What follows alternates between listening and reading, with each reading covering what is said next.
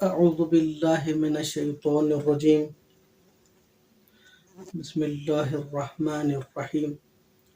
الحمد لله رب العالمين والحمد لله المنعم وهو على كل شيء قدير والصلاة والسلام على محمد وأهل بيته الطيبين الطاهرين المعصومين واللعنة الدائمة على أعدائهم أجمعين أما بعد.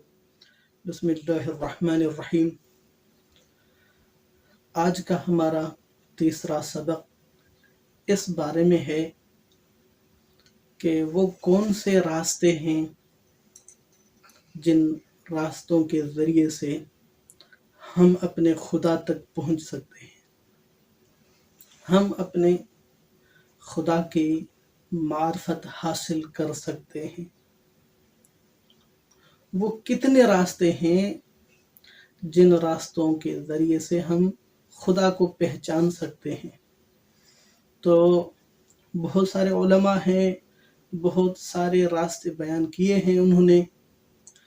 تو جو صاحب کتاب ہے اور مصنف کتاب ہے وہ ہے آیت اللہ ناصر مکارم شیرازی، چونکہ وہ بہت بڑے اخلاقیات کے ماہر ہیں اور انہوں نے بہت بڑی بڑی کتب لکھی ہیں، انہیں مرتب کیا ہے اور مدارس میں اور حوزے میں ان کی کتب پڑھائی جاتی ہیں اور ان کی بہترین کتابیں سمجھی جاتی ہیں.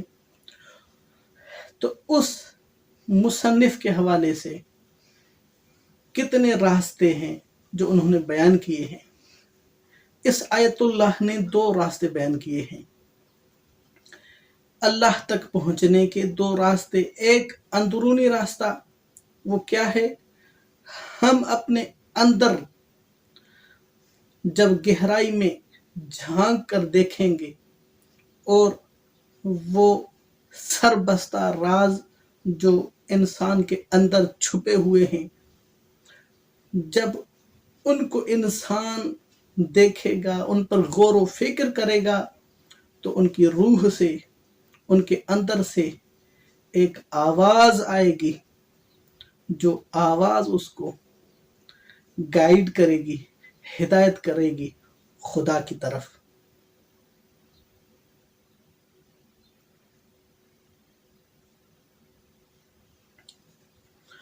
اور دوسرا راستہ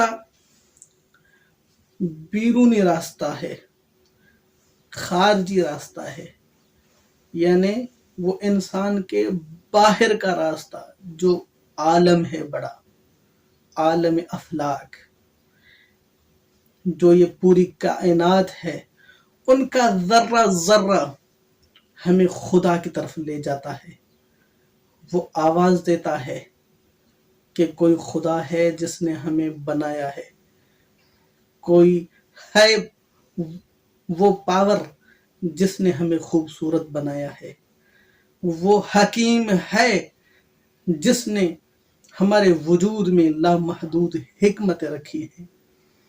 تو آئیے ہم اس مؤدب اور محقق کے بہترین کتاب سے استفادہ اٹھائیں، ان کی عبارت پڑھیں تاکہ ذوق روح اور بھی بڑھے. تو ہم شروع کرتے ہیں بغیر وقت کے ضائع کیے. تیسرا سبق، خالق کو جاننے کے 2 راستے.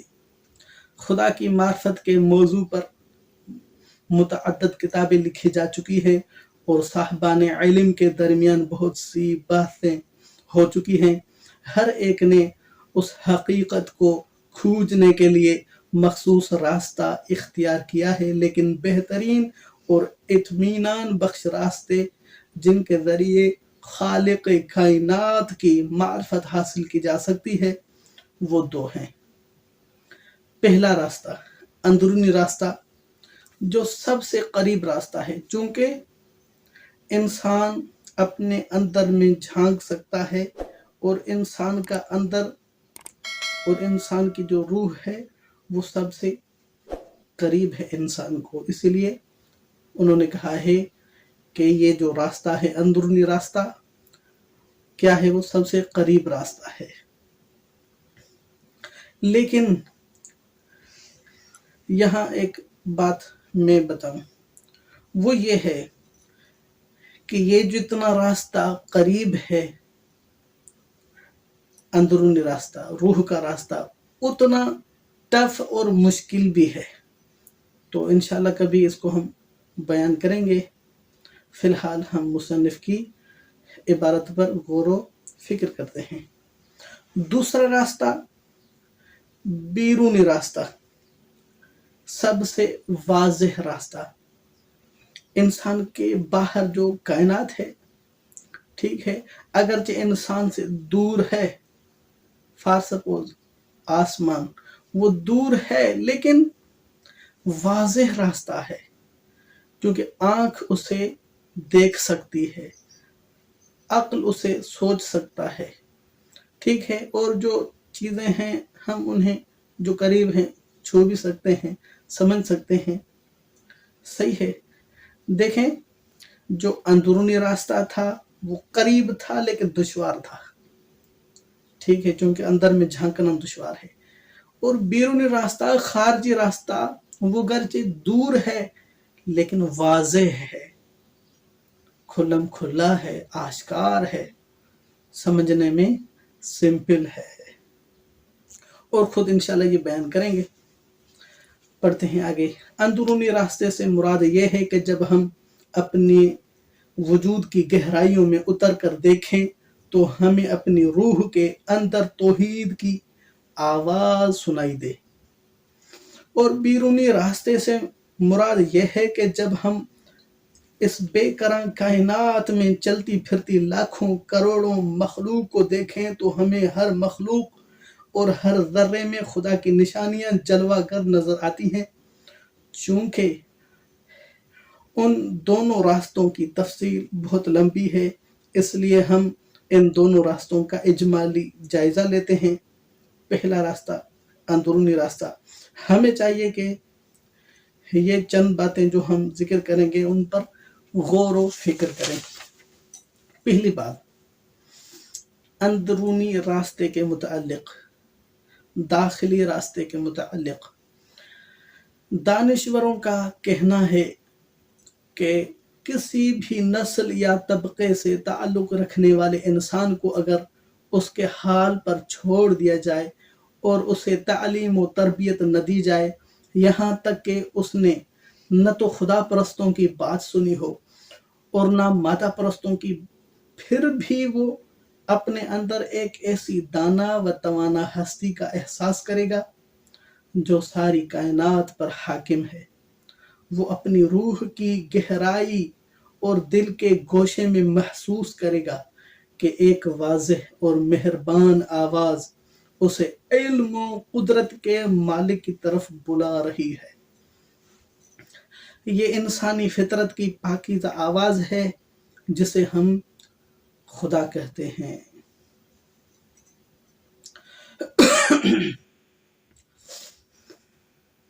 دوسری بات اور دوسرا نقطہ یہ ہے، یہ ممکن ہے کہ انسان مادی دنیا کی رعنائیوں، خوبصورتیوں اور ان کے مناظر اور زندگی کے رنگینیوں میں اتنا مگن ہو جائے، اتنا ڈوب جائے کہ وقتی طور پر اس آواز کو جو دل کی گہرائی سے آتی ہے اسے نہ سن سکے.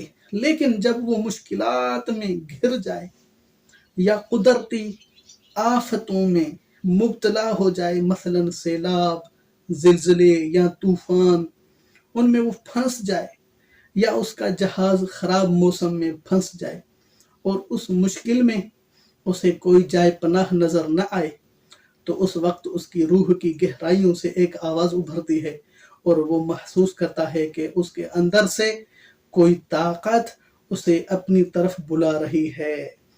ایک ایسی طاقت جو تمام طاقتوں پر حاوی ہے، جس کے سامنے ہر مشکل ہیچ ہے اور وہ اس پناہ نہ رکھنے والے انسان کو اپنی آغوش میں پناہ دینے کے لیے تیار ہے۔ آپ کو ایسے لوگ بہت کم ملیں گے جنہیں زندگی کے ایسے کٹھن وقت میں بھی بے اختیار خدا یاد نہ آیا ہو۔ یہ احساس اس بات کا غماز ہے، اس بات کی طرف اشارہ ہے کہ ہم خدا کے اور خدا ہمارے کتنے قریب ہے۔ اور قرآن میں بھی اللہ نے فرمایا، بسم اللہ الرحمن الرحیم، نحن اقرب الیہ من حبل الورید۔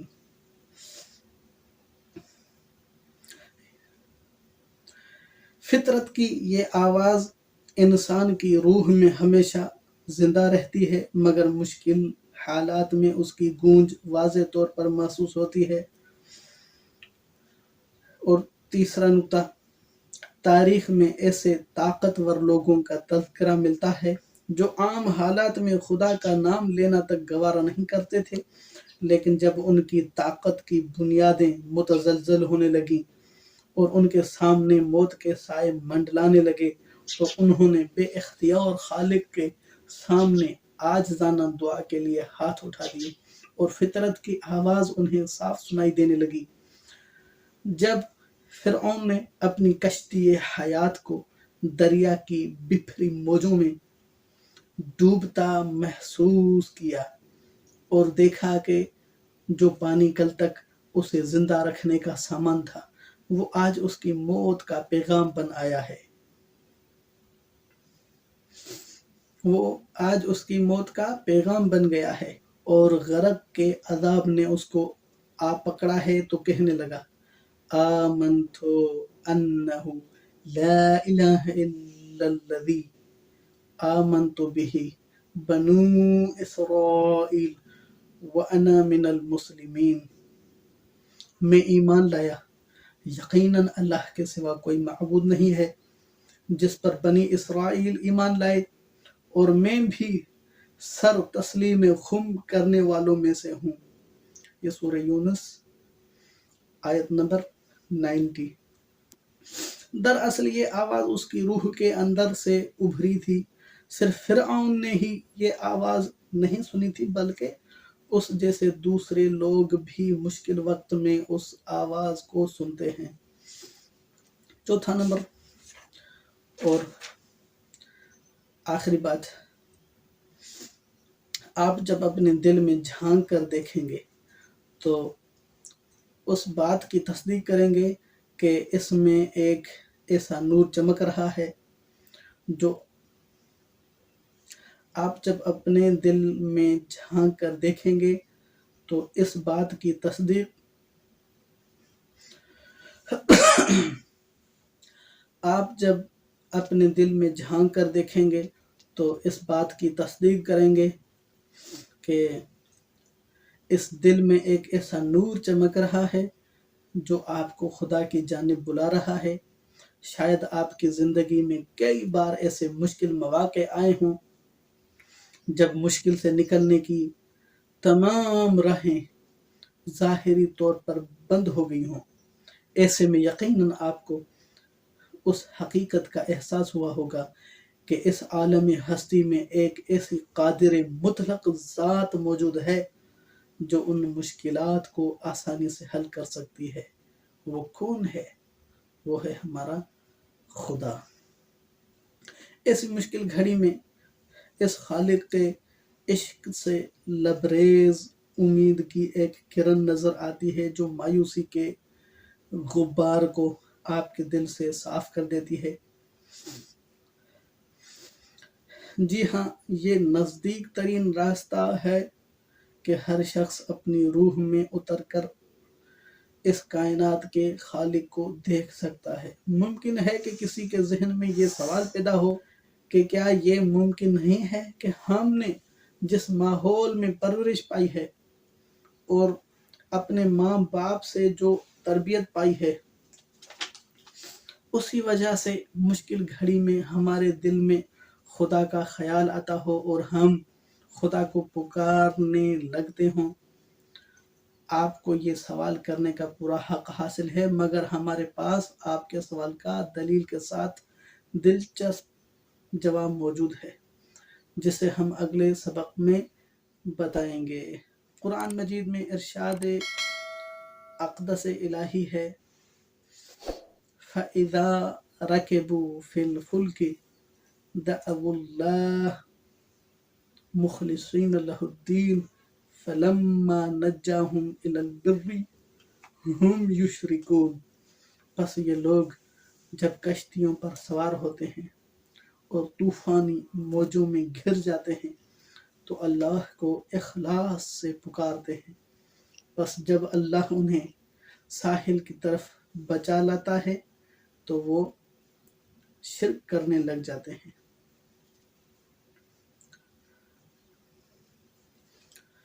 والسلام علیکم ورحمۃ اللہ وبرکاتہ۔